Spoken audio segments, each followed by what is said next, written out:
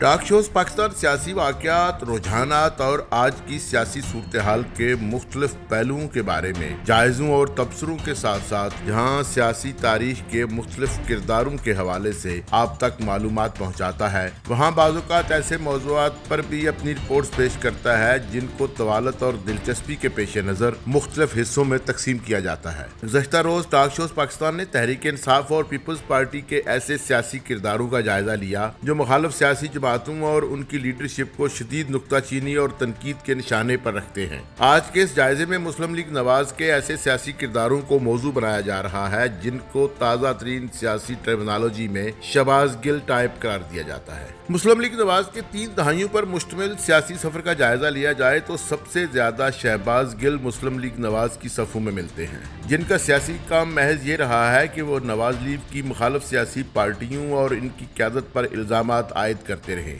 ان کے بارے میں غلط پروپیگنڈا کرتے رہیں اور گاہے بگاہے ان کی کردار کشی کا کام بھی جاری رکھیں۔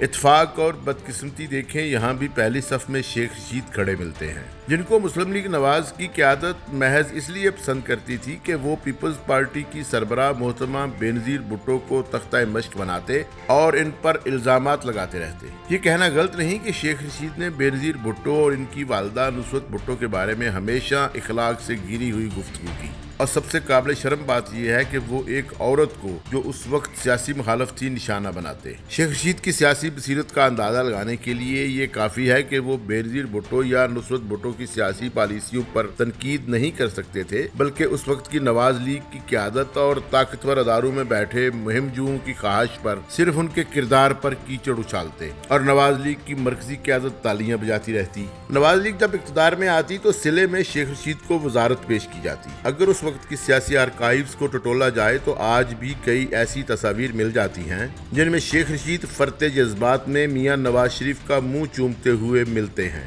جواب میں میاں نواز شریف بھی ان کے وارے نیارے جاتے اور انہیں مسلم لیگ نواز کا اثاثہ قرار دیتے۔ وہی شیخ رشید آج اپنے تازہ موسن عمران خان کو خوش کرنے کے لیے میاں نواز شریف اور میاں شہباز شریف کی درگت بناتے رہتے ہیں۔ یہی کام کچھ عرصہ وہاڑی سے مسلم لیگ نواز کی پرانی جانثار محترمہ تہمینہ دولتانہ نے بھی کیا، اور مسلم لیگ نواز کی قیادت کی نظروں میں اپنی وفاداری کو پختہ بنانے کے لیے پیپلز پارٹی کی لیڈرشپ کے خلاف سخت زبان استعمال کی، اور پہلی بار قومی اسمبلی کے فلور پر انہوں نے اس وقت کے صدر مملکت سردار فاروق خان لغاری کے خطاب کے دوران ہنگامہ کھڑا کر دیا۔ تہمینہ دولتانہ صفیں پھلانگتی ہوئی ڈائس تک پہنچی اور محو خطاب فاروق لغاری کے اوپر اپنا دوپٹہ اور چوڑیاں پھینک دی۔ وہ عوامی جلسوں اور قومی اسمبلی کے فلور پر بینظیر بھٹو اور نصرت بھٹو پر الزامات کی بچھاڑ کر دی، لیکن جلد ہی انہوں نے اپنے آپ کو نارمل کر لیا اور اپنے تند مزاج پر قابو پا لیا۔ وہ آج بھی قومی اسمبلی کی رکن ہیں اور ماضی کی نسبت ایک تبدیل شدہ خاتون سیاسی رہنما ہیں۔ مخالف سیاسی جماعتوں خاص طور پر پیپلز پارٹی اور تحریک انصاف پر شدید قسم کے جملے مرحوم رکن پارلیمان اور ایوان بالا مشاہد اللہ خان بھی کرتے رہے۔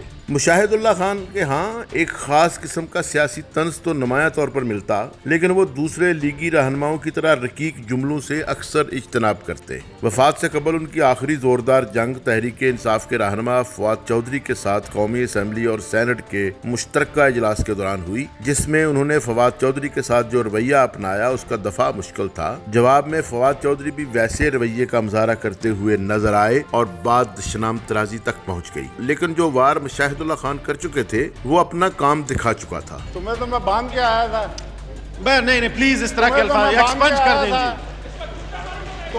تم مارے گا، آ ذرا میں بتاتا ہوں۔ پلیز پلیز پلیز پلیز ابھی سونا، آپ تشریف رکھیں پلیز۔ اس میں کوئی شک نہیں کہ نواز لیگ میں شہباز گل جیسے طرز عمل اور الزامی سیاست کرنے والوں کی تعداد دوسری جماعتوں سے زیادہ ہے۔ وزارت خارجہ اور دفاع جیسے اعلیٰ حکومتی عہدوں پر براجمان رہنے والے خواجہ آصف بھی اسی قسم کے طرز عمل کے حامل رہے، اور انہوں نے اسمبلی فلور پر مخالف سیاسی جماعتوں کی خواتین پر طنزیہ جملے کسے اور انہیں رقیق حملوں کا نشانہ بنایا۔ سابق وفاقی وزیر شیری بازاری کے بارے میں خواجہ آصف کی جملہ بازی کو آج بھی مثال کے طور پر پیش کیا جاتا ہے۔ سنبھالا نہیں چاہتا، لوگوں کو باتیں کرتے ہیں۔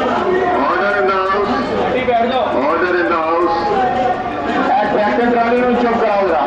ایک ٹی وی پروگرام میں خواجہ آصف اور سابق صدر جنرل مشرف کے معتمد خاص جنرل راشد قریشی کی گالم گلوچ اور ایک دوسرے پر ذاتی نوعیت کے الزامات کو بھی نظر انداز کرنا مشکل ہے۔ اس کے علاوہ خواجہ آصف بعض اوقات سیکیورٹی اداروں کو بھی نشانے پر رکھ لیتے ہیں اور ان کے مخالفین آج بھی ان کی تقریروں کو حوالے کے طور پر پیش کرتے ہیں جو اسمبلی کے فلور پر کی گئی۔ شہباز گل کی طرح فیصل آباد سے تعلق رکھنے والے ایک اور نواز لیگ کی سیاسی لیڈر کو اس حوالے سے نظر انداز نہیں کیا جا سکتا، جن کے بارے میں کہا جاتا ہے کہ وہ شریف خاندان کے رشتہ دار بھی ہیں۔ عابد شیر علی نے بھی گزشتہ برسوں میں سیاسی مخالفین اور خاص طور پر تحریک انصاف کی قیادت کے خلاف زبان درازی میں نام کمایا ہے۔ سابق نواز شریف حکومت میں عابد شیر علی وفاقی وزیر بجلی و پانی تھے، لیکن سیاسی مخالفین کے لیے ان کے منہ سے ہمیشہ شعلے نکلتے دیکھے گئے۔ حکومت کے خاتمے کے بعد وہ خاموشی سے لندن چلے گئے اور تحریک انصاف کے دور حکومت میں انہوں نے لندن سے اپنی توپوں کا منہ تحریک انصاف کے چیئرمین عمران خان اور دوسری قیادت کی طرف کیے رکھا اور دن رات گولہ باری میں مصروف رہے۔ عمران حکومت کے خاتمے کے بعد وہ پاکستان آ چکے ہیں اور واقفہ نے حال کا دعویٰ ہے کہ وہ اپنے ہی شہر کے ایک اور تند مزاج نواز لیگی رانا ثناء اللہ کے وزیر داخلہ بنائے جانے سے خوش نہیں اور ابھی خاموش بیٹھے اچھے وقت کا انتظار کر رہے ہیں۔ وزیر اعظم شہباز شریف اور ان کے فرزند حمزہ شہباز رانا ثناء اللہ اور عابد شیر علی کے درمیان صلح کرانے کی بھرپور کوششیں کر چکے ہیں، لیکن ابھی تک کامیاب نہیں ہو سکے۔ جس قسم کے حالات کا سامنا آج کل شہباز گل کو ہے، تقریباً اس سے ملتے جلتے حالات سے کم از کم 2 مرتبہ موجودہ وزیر داخلہ رانا ثناء اللہ کو واسطہ پڑ چکا ہے اور ان کے بارے میں مشہور ہے کہ جب وہ زیر عتاب تھے تو انہیں بدترین تشدد کا نشانہ بنایا گیا۔ شاید ماضی کے حالات کی سختی نے رانا ثناء اللہ کی شخصیت میں مزید غصہ بھر دینے میں اپنا کردار ادا کیا ہے یا کوئی اور وجہ ہے۔ رانا ثناء اللہ بھی اپنے سیاسی مخالفین اور خاص طور پر تحریک انصاف کی قیادت کے خلاف اکثر تلوار لہراتے ہوئے نظر آتے ہیں۔ وہ شہباز گل اور عابد شیر علی کی طرح بلند آہنگ نہیں، لیکن دھیمے لہجے میں بھی ان کو واضح طور پر دیکھا جا سکتا ہے کہ وہ اپنے غصے اور تنک مزاجی پر قابو پانے کی ناکام کوشش کر رہے ہیں۔ ابھی کل ہی بہت بڑے مجمع کے سامنے محبت عمران خان میں تقریباً کانپتے ہوئے پنجاب کے موجودہ وزیر اعلیٰ چودھری پرویز لائی نے رانا ثناء اللہ کو پھانسی کی سزا سے خبردار کیا۔ اوے ثناء اللہ سن لو،